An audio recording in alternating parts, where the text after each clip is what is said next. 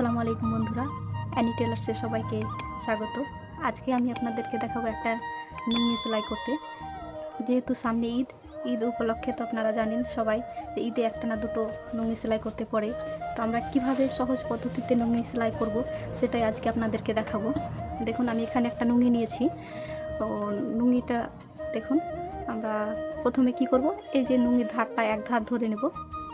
এক ধার ধরার পর ছোট বড় করে রাখবো, এভাবে ছোট বড় করে রাখবো হাফ ইঞ্চি মতো। কিন্তু এখানে একটা জিনিস মনে রাখবেন, কাস্টমারের মতো মনের মতো, মানে কোনো কাস্টমার মোটা নুঙ্গি সেলাই করে চায়, কোনো কাস্টমার পাতলা করে চায়, তো সেই হিসেবে আপনারা মোটা পাতলা করতে পারেন। দেখুন আমি কিভাবে সেলাই করছি, খুব সহজ পদ্ধতিতে আপনাদেরকে আজকে আমি নুঙ্গি সেলাই করতে শেখাবো। দেখুন আমি হাফ ইঞ্চি এই যে বাদ দিয়েছি, আর এইভাবে মুড়ে দিয়েছি। এরপরে আমরা সেলাই করব।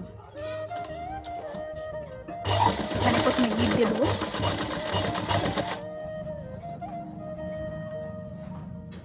আপনারা একবার দেখলে বুঝতে পারবেন।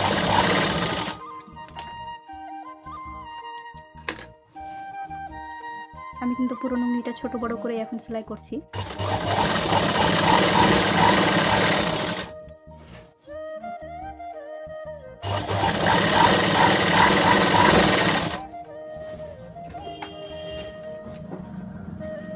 একটা জিনিস মনে রাখবেন, যেটাই কাজ করেন না কেন মন করবেন, মন দিয়ে করবেন, দেখবেন ঠিক ভালো হবে।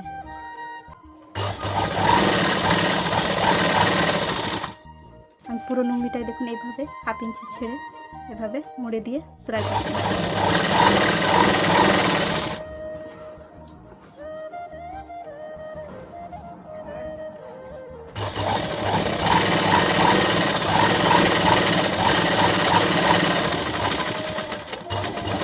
এখানে আমি গিট দিয়ে দিলাম যাতে সেলাইটা খুব তাড়াতাড়ি ছিঁড়ে না যায়।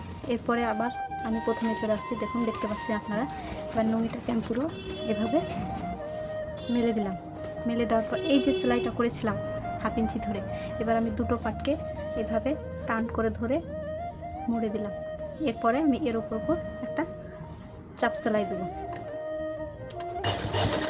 আবার গিট দিয়ে দিচ্ছি।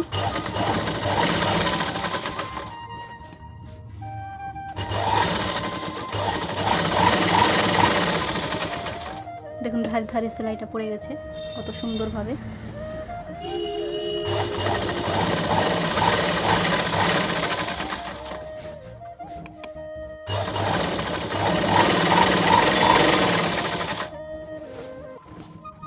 এইভাবে আপনারা আস্তে আস্তে ধারে ধারে সেলাই দেবেন, দেখবেন খুব সুন্দরভাবে নুঙ্গিটা সেলাই করা হয়ে যাবে।